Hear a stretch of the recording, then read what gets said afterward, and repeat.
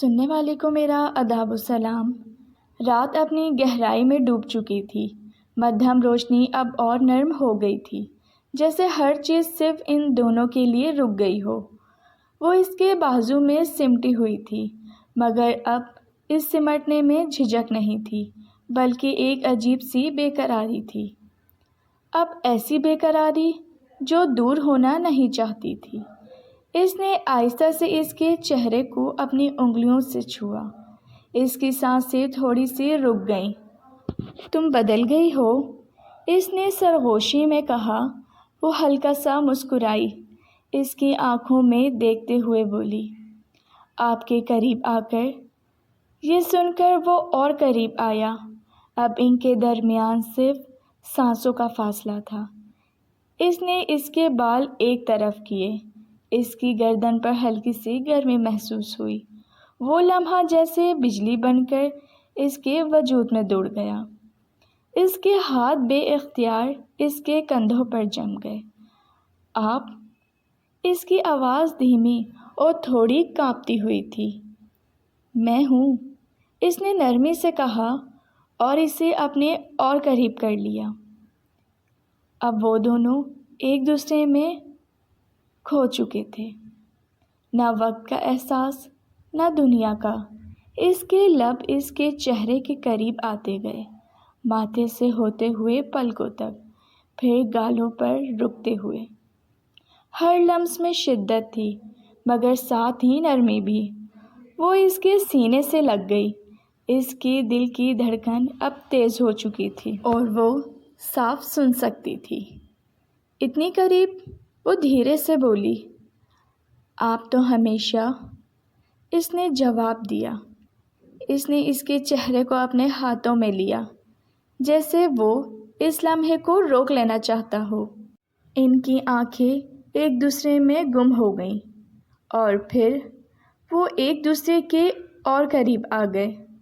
سانسیں الجھ گئیں، دھڑکنیں تیز ہو گئیں۔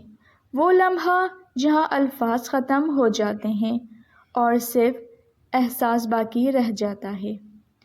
وہ اس کے بازو میں خود کو چھوڑ بیٹھی اور اس نے اسے اس طرح تھاما جیسے وہ اس کی دنیا ہو۔ کمرے کی خاموشی اب بدل چکی تھی۔ وہ خاموشی نہیں رہی تھی، وہ محبت کی دھڑکن بن گئی تھی۔ وقت گزرتا گیا، مگر ان کے لیے ہر لمحہ رک کر جیا جا رہا تھا۔ وہ اس کے سینے پر سر رکھے لیٹی تھی۔ اس کی انگلیاں آہستہ آہستہ اس کے ہاتھوں میں الجھی ہوئی تھیں۔ ایک بات کہوں؟ اس نے آہستہ سے پوچھا۔ جی؟ مجھے لگتا ہے میں آپ میں کھو گئی ہوں۔ وہ مسکرایا۔ اور مجھے لگتا ہے میں نے خود کو تم میں پا لیا ہے۔ وہ دونوں ہنس پڑے، ایک نرم، تھکی ہوئی مگر خوشی سے بھری ہنسی۔ رات اب ختم ہونے کے قریب تھی۔ کھڑکی سے ہلکی سی روشنی اندر آئی تھی، مگر وہ دونوں اب بھی ایک دوسرے میں سمٹے ہوئے تھے، جیسے دنیا کی سب سے محفوظ جگہ یہی ہو۔ اس نے اس کے ماتھے پر آخری بوسہ دیا اور آہستہ سے کہا، یہ ایک رات نہیں، یہ ہماری پوری زندگی کی شروعات تھی۔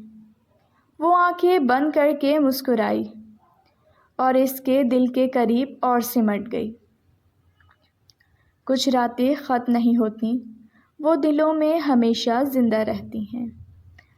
اگر آپ کو یہ کہانی پسند آئی ہو تو پلیز ناول نائٹ کو سبسکرائب کیجیے۔ رکھیے اپنا بہت زیادہ خیال۔ بہت جلد ملوں گی نیکسٹ پارٹ کے ساتھ۔ اجازت دیجیے، اللہ حافظ۔